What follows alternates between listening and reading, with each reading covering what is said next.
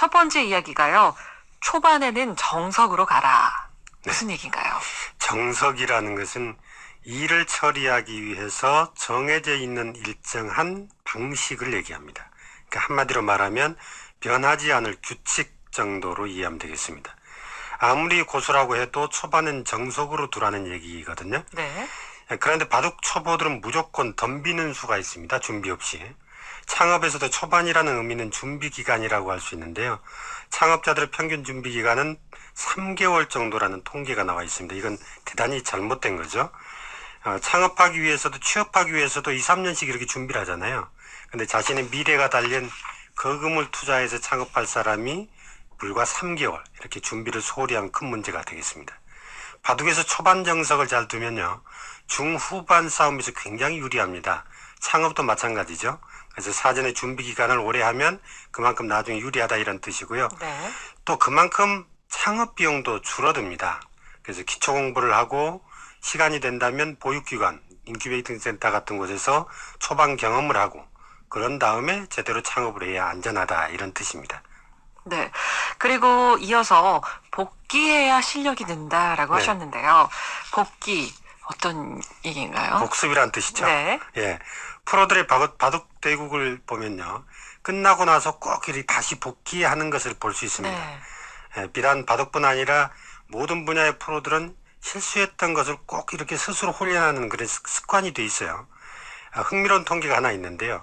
얼마 전에 한 카드 회사의 빅데이터를 분석을 하다가 창업하기 전에 직장이었던 사람, 그리고 자영업을 하다가 재창업한 사람, 이렇게 두 부류의 사람들의 성공 확률을 분석을 해봤습니다.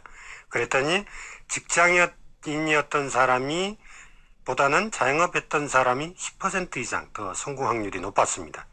사업에서는요, 지식보다는 경험이 유리하다 이런 것을 확인시켜 준 거다 이렇게 이해하시면 되겠고요. 그 전에 했던 사업에 대해서 복귀해보고 문제점으로 보완했기 때문에 그렇게 나타난 것으로 생각이 되고 있습니다. 네. 세 번째 이야기로 넘어가 볼게요. 꼼수, 억지수로 이기려고 하지 마라. 네. 정정당당한 플레이를 창업에서는 해야 된다 이런 뜻입니다. 엊그제 옆 가게에 손님 뺏겼다고 해서 그 가게에 불지른 사건 하나 있었어요. 네. 업종 포화에서 비롯된 일이긴 하지만 정당하게 이기는 방법을 찾았어야 했습니다. 90년대 후반에 전화방이라는 신업종이 있었어요. 그때는 뭐 이런 게 무슨 업종인가 이렇게 했는데 꼼수를 써서 돈을 벌려다가 비난을 받았죠. 나중에 그 사람들 다 망해가지고 어디로 다 없어졌어요. 간헐적으로 나오는 비리들 가운데서 정부의 눈먼 돈을 가로채던 기업도 가끔 이렇게 보도가 됩니다. 그런 회사치고 오래 살아남는 경우가 거의 없습니다. 왜냐하면 언뜻 생각해도 주는 돈 받아 쓰는 사람들은요 자생력이 없다 이런 게 없기 때문에 그렇습니다. 요즘에는 또 눈먼 돈을 타낼 수 있도록 사업계획서를 대신 써주는 이 꼼수 기업들도 들어 있습니다. 그래서 정당한 플레이를 하는 착한 기업들의 불만도 곳곳에서 발생이 되고 있습니다. 네. 그리고 다음은 소탐 대실, 작은 것을 탐하려다 큰 것을 잃는다라는 건데요. 네. 소탐 대실은 바둑은 물론이고요. 우리의 삶이나 국가 경영에서도 정말 중요한 지혜라고 생각합니다. 간단한 얘기지만 프로포즈 할 때 밥 먹여놓고 하면 확률이 높다고 하잖아요. 밥값 아끼려다가 결혼 못하는 수가 있습니다. 네. 협상할 때도 마찬가지죠. 대가를 지불하지 않고 얻어가려고만 하면 한 번은 주지만 두 번은 절대 주지 않아요. 그래서 창업에서 굉장히 중요한데요. 예전에 회자됐던 얘기인데 천안의 한 고깃집에서 주인하고 마음이 안 맞은 주방장이요. 불만을 품고 있다가 손님들한테 고기를 듬뿍듬뿍 이렇게 주워버렸어요. 망하라고 막 준 거죠. 네. 네. 그런데 웬걸 어느 날부터인가 손님이 부쩍 늘었던 거예요. 주인이 고기를 보니까. 많이 주니까. 네, 그렇습니다. 주인이 나중에 월급도 올려주고 사이도 좋아졌다고 하더군요. 주는 만큼 받는다. 이건 상식입니다. 가끔 수입산을 국산으로 속인다거나 고기 무게를 줄인다거나 남은 음식을 다시 내놓는 거 이런 거 꼼수를 쓰면 절대로 망하는 지름길이라고 생각을 하십시오. 네. 바둑에서 배우는 창업의 지혜 이야기 나누고 있고요. 이어서 축은 키워서 죽이지 마라라는 얘기인데 이거는 좀 전 바둑에는 네. 문외한이라 잘 모르겠는데요. 바둑의 기본 기술 가운데 하나입니다. 이 축이라는 게요. 계속해서 단수를 쳐서 돌을 잡는 것을 말해요. 그러니까 축으로 잡힐 바둑돌은 한 수 더 나가게 되면 7집이 손해다. 이게 이제 바둑 격언에 있습니다. 한 수 한 수 더 나갈수록 큰 손해를 보게 된다. 이런 뜻이고요.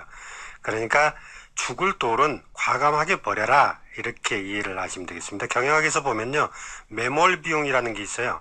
이미 매몰돼서 다시 되돌릴 수 없는 비용, 그러니까 되받을 수 없는 비용인데 없어진 돈이 아까워가지고 계속 붙들고 있으면 돌이킬 수 없는 손해를 보게 되는 경우가 허다합니다.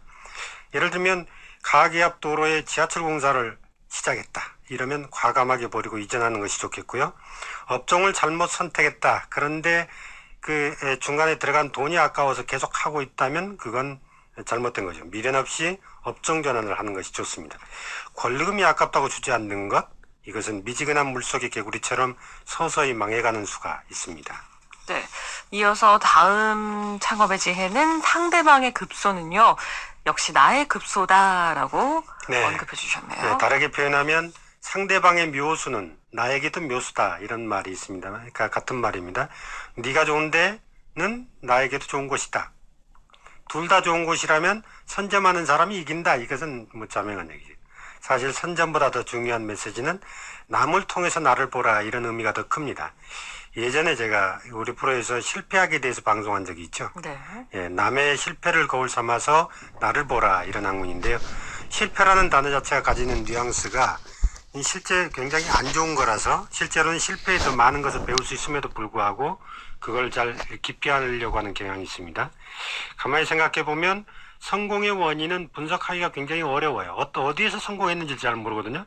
근데 실패는 대체로 이유가 명확합니다. 그래서 학습 효과는 확실히 크기 때문에 성공에서 배우는 것보다는 실패에서 더 많은 걸 배울 수 있는 것이 그게 지혜인 것 같습니다. 그래서 드는 생각이 성공 사례에서는 용기를 배울 수 있지만 실패 사례에서는 전략을 배운다. 이렇게 제가 정리할 수 있겠습니다. 네. 그리고 계속해서 바둑은요, 모양이 좋아야 한다고요. 네. 세계적인 기자들이 이 바둑 연국을 보고 있으면요, 모양이 참 예쁩니다. 이게 이제 일반인들이 잘 이해가 안 되겠지만 보기로 그냥 모양이 예뻐요. 잘된 바둑은 한 수 한 수 되짚어 보지 않아도 멋진 바둑을 두고 있다는 것을 금방 알 수 있는 겁니다. 사업에서 모양이 좋다, 이거는 사업 모델에 가치가 있다 이런 의미입니다. 가치 중에서도 최상의 가치는 상생이라고 생각합니다. 네. 예, 같은 업종을 하는 사람끼리 상생하고 이웃 업종가하고도 상생하고 고객과도 같이 상생하고 이런 모델이 최고라는 거죠. 어제 제가 KBS 뉴스를 보다 깜짝 놀랐는데 농협 참 네. 잘못된 버려야 할 계란 갖고 아주 나쁜 짓을 했더군요. 식당하는 분들이 만약 이렇게 되면 바로 망했을 거예요. 어쨌든 농협이 거대 조직이라서 어떻게 될지 모르겠습니다만 한결같은 얘기가 뭔 줄 압니까?